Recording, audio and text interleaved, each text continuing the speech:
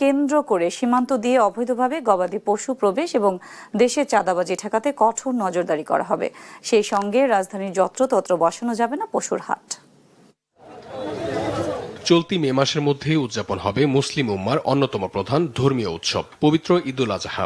পশু কুরবানি এই ঈদের অন্যতম ইবাদত।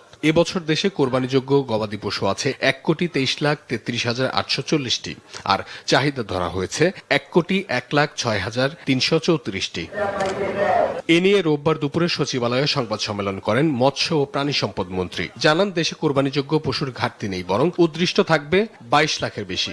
বর্ডার দিয়ে অতীতে যে পরিমাণে আসতো, আমার ধারণা গত বছর তার 1/4 আসে নাই, অথবা 1/10 আসছে। এই বছরে গিয়ে আরো জিরো হবে। ভারত থেকে পশু আমদানির খবরকে গুজব আখ্যা দিয়ে তিনি বলেন, যাতে অবৈধভাবে গবাদি পশু দেশে ঢুকতে না পারে সেজন্য কঠোর নজরদারি থাকবে। রাজধানীতে 27টি পশুর হাট বসবে জানিয়ে মন্ত্রী বলেন, যত্রতত্র বসতে দেওয়া হবে না পশুর হাট। পশুবাহী ট্রাকে চাঁদাবাজি বন্ধ করা হবে। রাস্তার গাড়ি, বিভিন্ন অঞ্চল থেকে ট্রাকে গরু বহন করা হয়, ওখানেও প্রশাসনিক লোকজন যথেষ্ট সচেতন থাকবে, যাতে করে কোনো অবস্থাতেই ব্যাপারীরা বা যারা গরু বহন করে তারা যেন কোনো হয়রানির মুখোমুখি না হয়। হাটে ক্রেতা বিক্রেতাদের নিরাপত্তায় আইন শৃঙ্খলা বাহিনী তৎপর থাকবে জানিয়ে প্রাণী সম্পদ মন্ত্রী বলেন, অনলাইনে পশু বেচাকেনায় খাজনা বা হাসিল দিতে হবে না।